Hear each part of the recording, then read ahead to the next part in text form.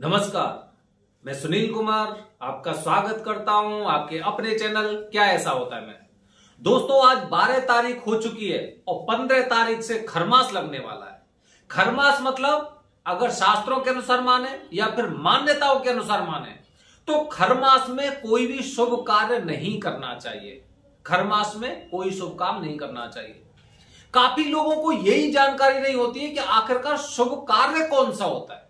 शुभ कार्य तो दोस्तों सबसे पहले आप देखिए कि शुभ कार्य कौन सा होता है और अशुभ कार्य कौन सा होता है।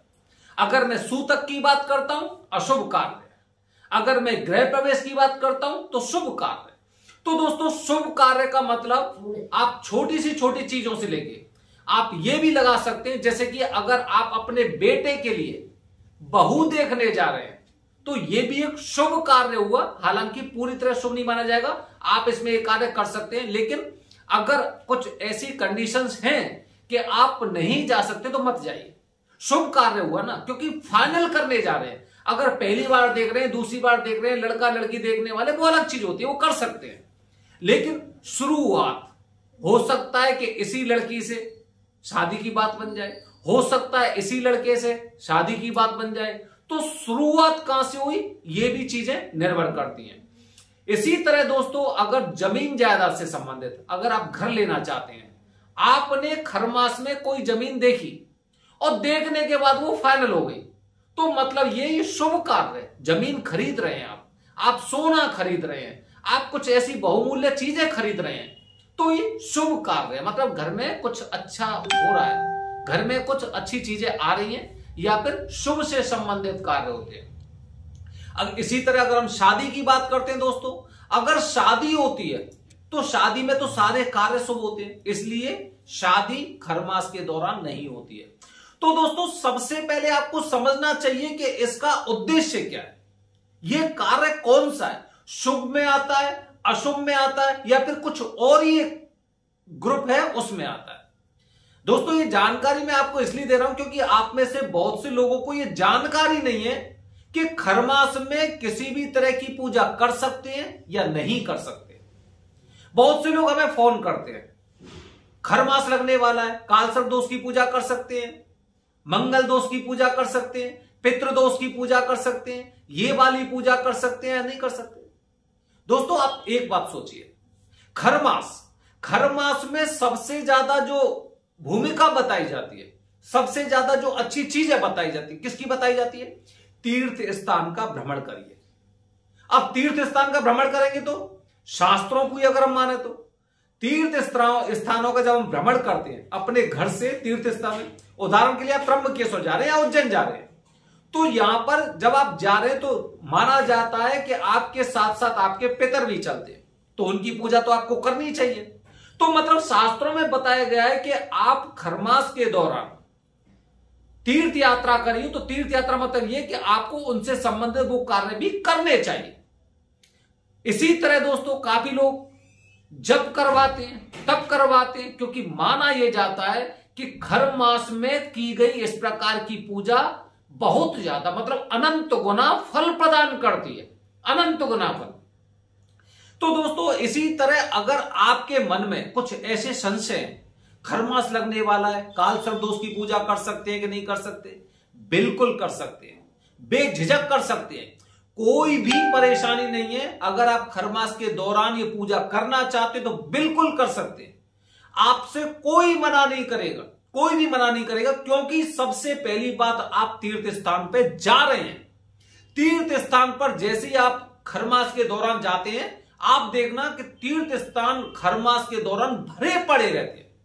अगर इस तरह की पूजा नहीं होती तो फिर मंदिरों में तो ताले लग चुके होते, क्योंकि इन स्थानों पे कोई जाता ही नहीं।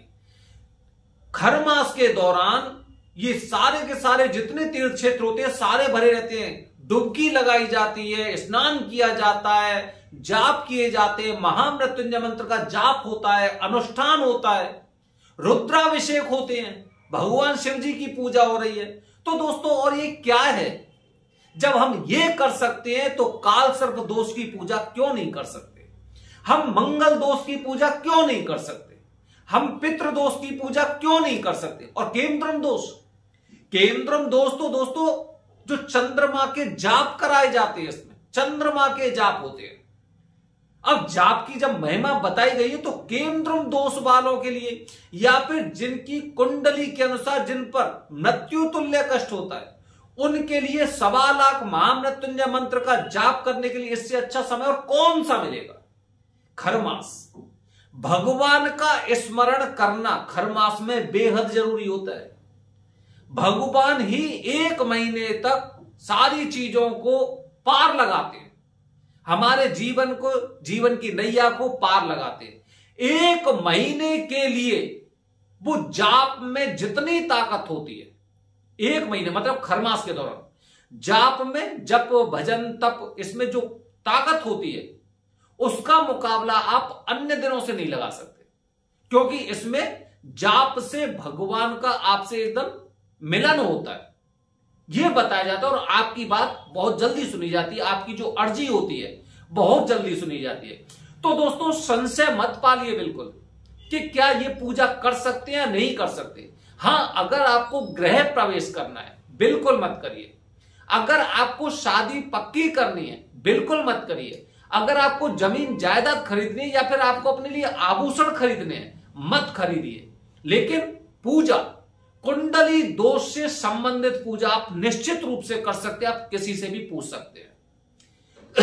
जब तीर्थ स्थानों में हम जाते हैं तो तीर्थ स्थानों में जाने के बाद जब इस तरह की पूजा की जाती तो उस पूजा के भी अनंत गुना फल प्राप्त होते हैं। बस उन लोगों के लिए जिन लोगों की कुंडली में मंगल दोष है और जिनको कुंभ विवाह या अर्क विवाह करना है तो कुंभ विवाह और अर्क विवाह इस दौरान नहीं करने चाहिए।